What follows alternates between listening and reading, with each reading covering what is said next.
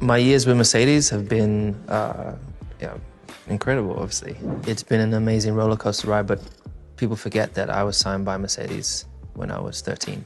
Every single race in Formula One since 2007, powered by Mercedes. It's been the biggest honor of my life, working with all these incredibly intelligent and passionate people, you know, and creating new relationships and nurturing those so that we can have a better work relationship.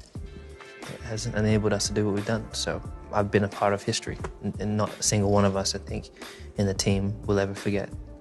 I don't know if I'd be the person I am today if I went back and changed things. There were some really difficult times. Of course, you could say you want to get rid of the bad things, but the bad things are what enables me to do what I do today. They have helped build the character and the person that I am. So, no, I wouldn't change anything. Yesterday I had a day off, so yesterday was a day after a race and just chilled, you know, nothing major.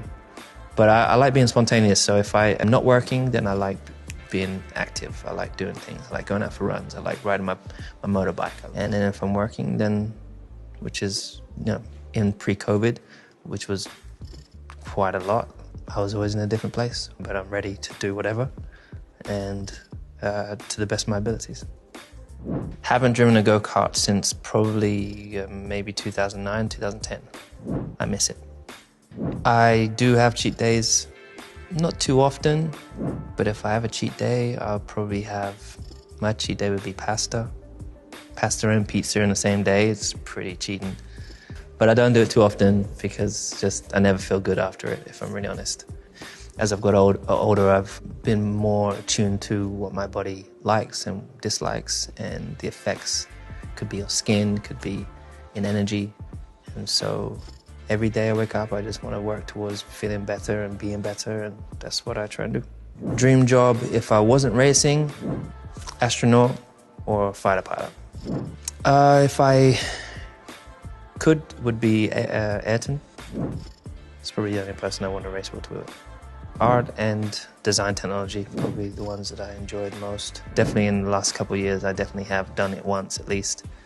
And you just sneeze all over you. The microphone that's in front of you. But it's never been so deep that I've had to close my eyes whilst I'm driving, so it's never really been that bad.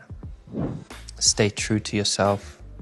Believe in yourself. Do not listen to the negativity, if there is any.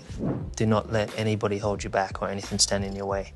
There's this theory that or this mentality that we have to work 10 times harder than those that we're often competing against. But don't use that as a limiting factor. That's only going to make you stronger. Hence why I am where I am and how I have what I have. So hopefully you can use me as an example to show you that it is possible. The McLaren F1 1995 is my favorite. I would say my second favorite is a 1959 Ferrari California. And otherwise, my Cobra. I have a 1967 Cobra. There's a lot of women doing amazing things out there that are knocking down barriers. And believe it or not, there are a lot of men on the side too. Like, you know, I think women should run the world, personally. Dreaming big, I think there's no limit to how big you can dream, I think. I think you've got to set the dream so big that it's almost impossible. But that means you can be chasing it forever, and I think that's not a bad thing, because it means you have something to chase for. If you set a dream that it's easy to get to, what are you going to do after that? So for me, I'm always like continuing to dream big. My advice for you to do the same, but most importantly, believe in yourself. And really, I would say listen to your family that are around you, and don't take no for an answer, and do not give up. Formula One's given me so much in terms of a platform, and it was my dream, so I had something to aim for. I think the journey, naturally, particularly before Formula One, taught me the most. And I think, you know, when I was racing karting before, I was doing my passion and without fame and the pressures, so I could just enjoy. And finding the balance to be able to do that whilst you're in the limelight is not easy. I think about what I'll do after Formula One lots. I speak to a lot of people, other athletes who have retired, athletes that are considering retiring. It doesn't faze me whatsoever. I'd speak to people and they're like, oh, keep doing what you're doing for as long as you can. I don't think there's anything that I can't do, if I'm really honest. So it's discovering what those are, and there'll be a list. It's prioritizing, putting which ones at the top.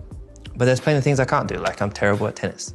But if I have some lessons, I bet you any money I can be pretty good. I just feel like whatever it is, if I apply myself the way I have to my job that I still do today and I have my whole career, I just honestly don't think there's anything that I can't do. So it's discovering what I'm passionate about and then hitting it hard.